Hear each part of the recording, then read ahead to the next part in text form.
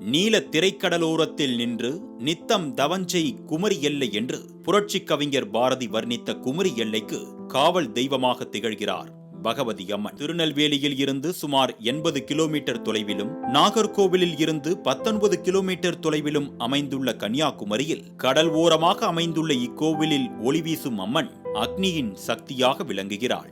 நீல விழியால் நீண்ட கடலை காக்கும் பகவதி அம்மன் கோவிலின் பிரதான வாசல் வடக்கு புறமாக அமைந்துள்ள நிலையில் இங்கு குமரி அன்னை கிழக்கு திசை நோக்கி தவக்கோலத்தில் காட்சி தருகிறாள். வைர மூக்குத்தியுடனும் கிரீடத்தில் பிறை சந்திரனுடனும் வலது கரத்தில் மாலை தாங்கியும் இடது கரத்தை தொடையில் பொருத்தியும் சாந்தம் தவழும் முகத்துடன் அன்னையின் தவக்கோலம் அனைவரையும் ஆட்கொள்ளும் அருட்கோலமாக திகழ்கிறது. பஞ்சநாரி தீர்த்தங்களில் கன்னியாகுமரி கன்னி தீர்த்தம் என்று தனி சிறப்பு பெற்று விளங்கி வருவதோடு இக்கோவில் நாற்புறமும் மதில்கள் கட்டப்பட்டு அதனுள் பெரிய பிரகாரம், கொடிமரம், பாதப்பீடம் உள்ளன. பிரகாரத்தை அடுத்து ஊஞ்சல் மண்டபம், மணிமணசபா மண்டபம் என பல அழகிய மண்டபங்கள் உள்ளன.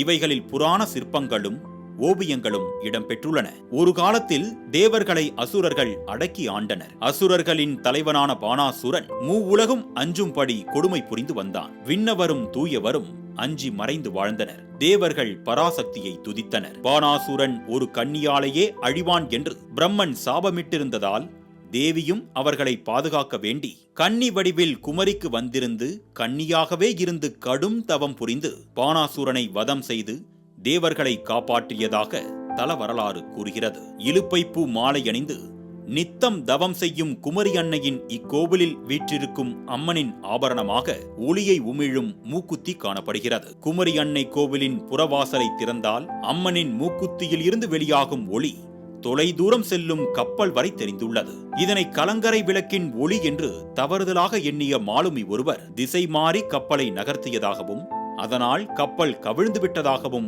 ஒரு வரலாறு உண்டு. அச்சம்பவம் முதல் கோவில் கிழக்கு புற வாசல் நிரந்தரமாக மூடப்பட்டு விட்டது. குமரியை அடுத்த பக்கத்து ஊரான கடற்கரையை அடுத்த வாவத்துறை என்ற ஊரைச் சேர்ந்த மீனவ தாயார் ஒருவர் அங்குள்ள சீவிலிப்பாறைக்கு சென்ற போது அவருக்கு சிறுமியாக அம்மன் காட்சியளித்ததாக கூறப்படுகிறது. அந்த சீவிலிப்பாறையில் தேவி சின்ன குழந்தையாக தவம் செய்து ஓடி ஆடி விளையாடிய அம்பிகையின் கால் தடம் உள்ளது. அந்த கால் தடம் விவேகானந்தா கமிட்டியினரால் விளக்கேற்றி பூஜைகள் செய்யப்பட்டு போற்றி பாதுகாக்கப்பட்டு வருகிறது. பௌர்ணமி நாளில் சூரியன் மறைவதையும் சந்திரன் எழுவதையும் பார்ப்பதற்கு முன்னால் அன்னையை தரிசித்தால் வாழ்க்கையில் எல்லா வளமும் பெறுவார்கள் என்பது நம்பிக்கையாக இருந்து வருகிறது.